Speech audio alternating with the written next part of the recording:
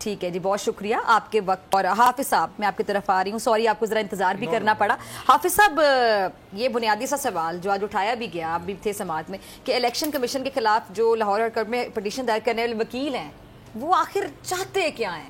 تو جو بھی وہ چاہتے تھے، ان کے جو بھی مقاصد تھے، انتخابات کو اب آگے ڈیلے کرنا، متنازع بنانا، سب چیزیں سامنے آ گئی. لیکن یہ ساری جو کوشش تھی، سازش کہتے ہیں اس کو، جیسے شہباز شریف صاحب کہہ رہے تھے، یہ ڈیلے چاہتے تھے، ناکام بنا دی گئی. بسم اللہ الرحمن الرحیم. میں اس کو پیورلی ایک کانسٹیٹیوشن یا لیگل ایسپیکٹ کے اندر دیکھوں گا. ٹھیک ہے. اور وہ یہ ہے کہ اگر پاکستان کے کانسٹیٹیوشن کے اندر جو سب سے بڑا ادارہ ہے وہ ہے آپ کی supreme court of Pakistan judiciary کے اندر، وداؤٹ اینی ڈاؤٹ. اور اس کے بعد آپ کی ہائی کورٹس ہیں، پھر اس کے بعد آپ کی ڈسٹرکٹ کورٹس ہیں. ٹھیک ہے. اگر کوئی ہائی کورٹ آرڈر پاس کرتی ہے تو اس کی پابندی آپ کی ڈسٹرکٹ کورٹس پہ ہے، اور اگر کوئی سپریم کورٹ آرڈر پاس کرتی ہے تو اس کی پابندی آپ کی تمام ملک کی ہائی کورٹس، عدالتیں اور تمام ملک کا جو 190 کے نیچے ایگزیکٹیوز ہیں ان کے اوپر ہے. سپریم کورٹ آف پاکستان کے اندر جب معاملہ گیا تو اس ملک کے اندر الیکشن کروانے کا تھا کہ آپ اس کے اندر انٹروین کریں، چونکہ ایک کنفیوژن آ رہی ہے between the president and election commission of Pakistan, اس کو آپ ایڈریس کریں. الیکشن کمیشن کو نوٹسز کیے گئے، الیکشن کمیشن نے ایک ڈیٹ دی، اس ڈیٹ کے اندر انہوں نے کہا کہ آپ جا کے پریزیڈنٹ آف پاکستان کو کنسلٹ کریں. اگر نہیں کیا، انہوں نے کہا جی نہیں کیا، انہوں نے کہا جائیں کنسلٹ کریں. وہ گئے، انہوں نے 3 ڈیٹس دیں. پریزیڈنٹ آف پاکستان نے ان 3 ڈیٹس کو نہیں مانا، اور انہوں نے کہا میں 8 فروری کے اوپر اپنی کانفرنس دیتا ہوں. سپریم کورٹ کے اندر معاملہ آیا. سپریم کورٹ نے کہا کہ اگر آپ سارے متفق ہیں، پٹیشنرز متفق ہیں، مختلف پارٹیز کے لوگ تھے، اس کے بعد الیکشن کمیشن، فیڈرل گورنمنٹ، تو ہم اس 8 کی ڈیٹ کو جو ہے وہ الیکشن ڈے ڈکلیئر کر دیتے ہیں. اور ساتھ ہی انہوں نے کہا کہ آپ اپنا جو ہے الیکشن پروگرامز جو ہے وہ بھی دیں.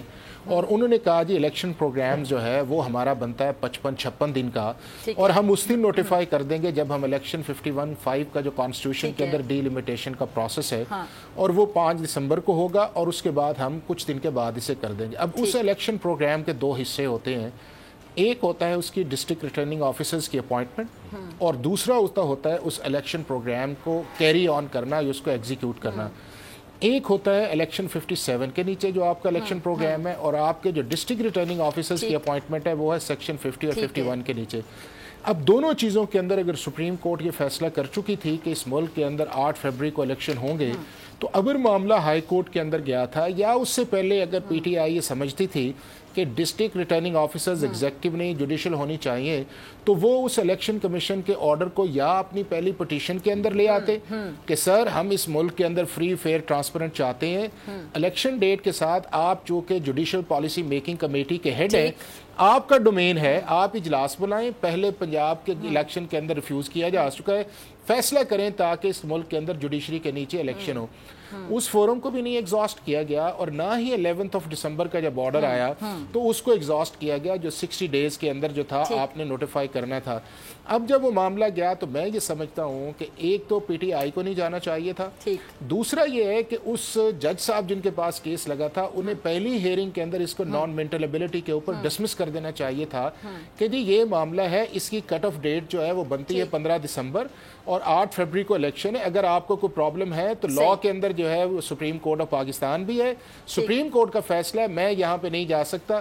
وہاں کے اوپر جج صاحب نے نہ صرف ایکسیڈنگ آف جورسڈکشن کی، بلکہ ایک ایسی سچویشن کریٹ کر دی کہ جس سے سپریم کورٹ کا آرڈر امپلیمنٹ نہیں تھا. اب 2 سچویشن تھی. ایک سچویشن یہ تھی کہ یا چیف الیکشن کمشنر جو ہے سپریم کورٹ کے آرڈر کو مانے تو وہ کنٹمپٹ آف کورٹ تھی لاہور ہائی کورٹ کی، اور اگر لاہور ہائی کورٹ کو مانے تو وہ کنٹمپٹ آف کورٹ تھی سپریم کورٹ آف پاکستان نے. تو انہوں نے مناسب سمجھا کہ پرسوں ایک آرڈر آیا، وہ چیف جسٹس سے انہوں نے ٹائم لیا، انہوں نے جا کے یہی رکھا ہوگا کہ سر آپ بتائیں کہ ہم کس معاملے کے اندر مقصد میں اندر پھنسے ہوئے ہیں، اور اس کے اندر امپورٹنٹ یہ ہے کہ آپ جو ہے اس معاملے کے اوپر کاگنیزنس لیں. چیف جسٹس صاحب نے اس کو جو پریکٹس اینڈ پروسیجر کمیٹی ہے اس کے معاملے کے اندر ڈسکس کیا گیا، اور میں یہ سمجھتا ہوں کہ اس معاملے کے بعد جو ہے الیکشن کمیشن نے ایک اپلیکیشن فائل کی ہے، اور اس اپلیکیشن کے اندر آج سپریم کورٹ آف پاکستان نے اپنے 3 نومبر کے آرڈر کو ریٹریٹ کیا ہے.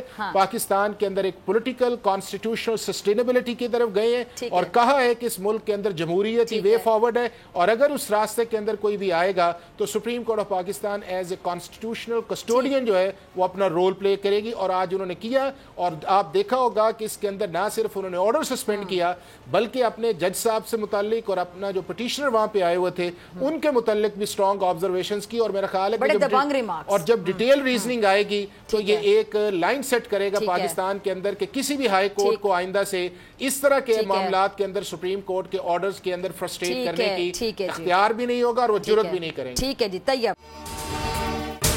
اگر آپ کو یہ ویڈیو پسند آئی تو سبسکرائب کریں اور بیل آئیکن پر کلک کریں. سبسکرائب کریں اور بیل دبائیں تاکہ کوئی خبر رہ نہ جائے.